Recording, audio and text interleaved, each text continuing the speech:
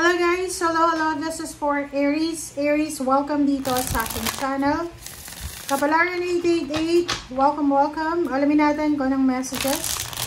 Energy, gabay para sa lahat ng Aries na nanonood sa ngayon. Please comment down below if you resonated. Please like, share, and subscribe guys. Para updated kayo sa mga messages, information na linalabas ng mga tarot text. This is money, career, financial muna tayo. 4 of Wands. 4 of Wands. Stability and balance. Okay, next is the Hermit. Wow. Aries. And Knight of Swords.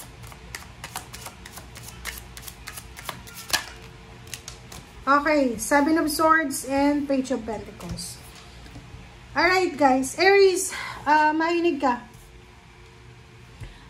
In terms of money, career, financial, sinasabi ng baraha sa atin dito na there's incoming, may paparating sa'yo. There's an incoming message, there's an incoming offer, job offer, business offer, collaboration, or anything na offer. Sinasabi ng baraha sa'yo dito na ang offer na to ay mapagkakakitaan to. Ang offer na to ay pwedeng magdala sa inyo ng pera. But the 4 of Wands here, sinasabi ng baraha sa'yo dito na yung balitang ito, yung good news na to na darating sa'yo Aries, ay posibleng, like halimbawa yung trabaho, pwedeng ma-promote ka sa trabaho or pwedeng magkaroon ka ng bagong posisyon, salary increase or kung ano man yan, na pwedeng magdala sa'yo ng energy, motivation na mag-save ng pera. So, nakikita ko sa'yo dito, may matatanggap kang pera or maybe there's incoming inheritance, incoming lump sum of money for the year 2026. And, yung perang yan ay posibleng maisip mo na ipapatayo mo siya ng bahay. Pag-isipan mo siya ng mabuti ha, huwag kang magpadalos-dalos. Whatever, or kung ano man na pera, saan man galing yan na pera na yan, sinasabi ng baraha sa'yo na hawakan mo siya ng mabuti. Pag-isipan natin ng mabuti, halimbawa, nakatanggap ka ng inheritance or lump sum of money, payments, payouts, so last pay, parang ganon. Nag-resign ka sa company, or maybe, retired ka na. Wag mong masyadong bigyan ng focus yung spending kasi 'di ba? Lalo kung retired ka na, isipin mo na simula next month or simula next month wala ka ng trabaho. So magdedepende ka na lang sa pension mo, parang ganoon. So, atong perang ito na darating sa iyo, atong opportunity na to, wag mong masyadong ilaan sa pamilya mo kasi sinasabi ng baraha na lahat ng pera na makukuha mo ibibigay mo sa pamilya mo, ibibigay mo sa asawa mo, o pwede ipagawa mo ng bahay. Sabi ng baraha sa'yo dito, pag-isipan mong mabuti, mag-meditate, mag-contemplate,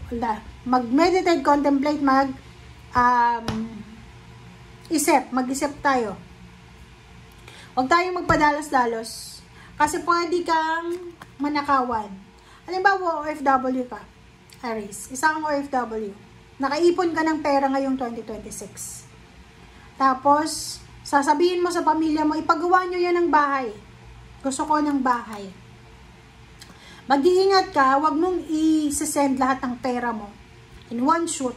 Kasi may 7 of Swords dito Yung tao na posibleng pagkakatiwalaan mo ay pwede niyang i-scam yung paggawa mo ng bahay.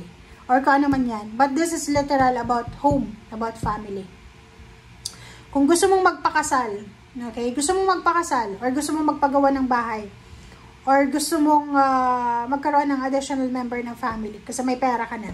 Pag-isipan mong mabuti. Kasi na left and right, maraming mga unstable na individual. Okay? Maraming tao yung pagkakainteresan yung pera mo. So, yun lang ang kailangan mong paghandaan. Alright?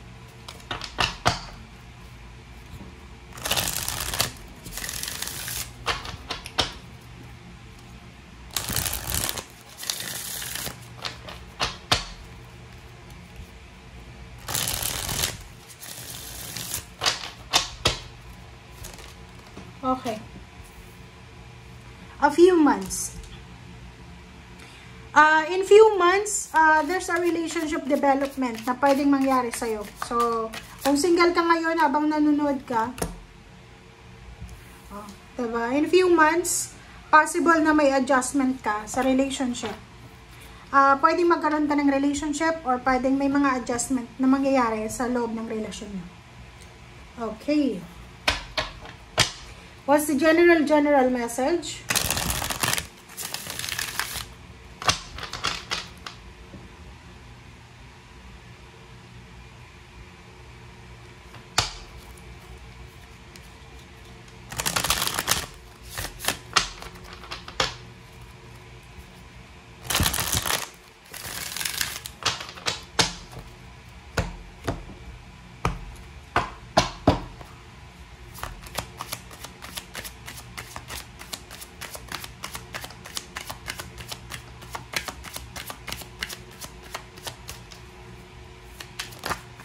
Okay.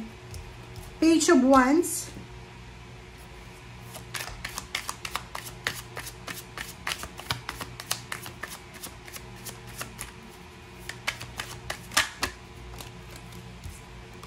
Six of Swords. Ten of Cups.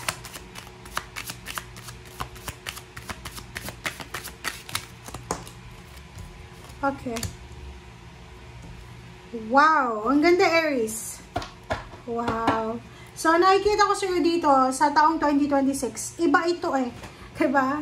Kasi yung nakaraang mga taon, parang meron ditong may Aries na pwedeng wala kayong masyadong direksyon or may direksyon pero hindi kayo masyadong motivated. But ang taong ito, napakaganda, no?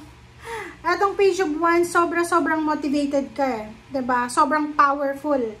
Parang ano eh, nakafocus ka sa forward movement. Parang ang focus mo is future.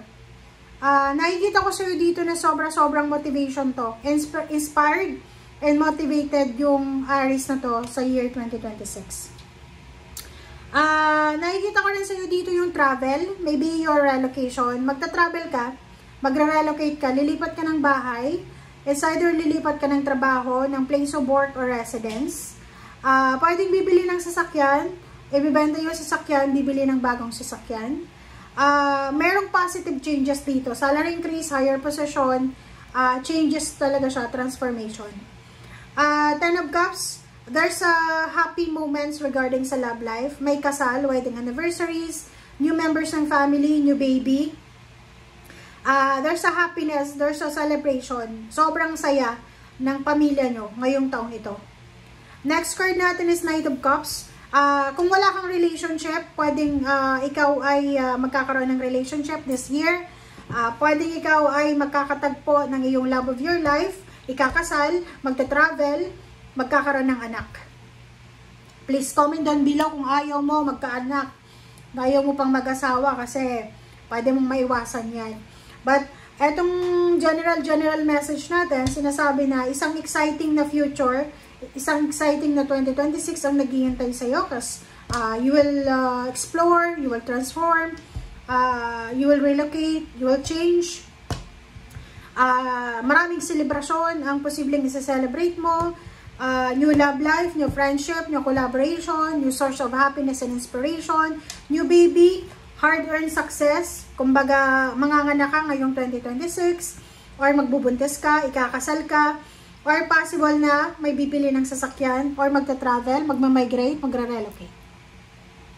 Okay, Aries. Let's check. Ano ba ang message sa'yo ng spiritual helpers and guides?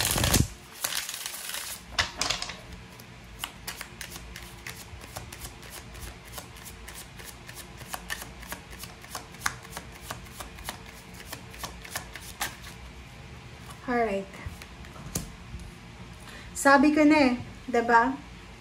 So, it's confirmed, guys. It's a confirmation. Sinasabi ng baraso dito na for the year 2026, ang mga Aries ay magta-transform yung buhay nila. Magkakaroon ng self-control, moderation ka. So, kung dati ay hindi mo kontrolado yung buhay mo, kung dati is marami kang mga problema, kung dati is marami kang mga unhealthy habits, lifestyle, or hindi mo kayang mabalanse, makontrol yung sarili mo. But this year of 2026 is kontrolado mo na. And life-changing ito, freedom, marami kang marirealize ngayong 2026. So, 14, 5, 7, 16, sinasabi ng baraha sa'yo dito na ang message sa'yo ng spiritual helpers mo is, as much as possible, balansehin mo ang lahat ngayong 2026. Ano man ang magbabago sa buhay mo, ano man ang ma-realize mo, ano man ito na makuha mo ngayong 2026, be grateful, be thankful, and iwasan natin yung tukso, iwasan natin na mawala sa tamang direksyon. Okay? Thank you guys. Bye!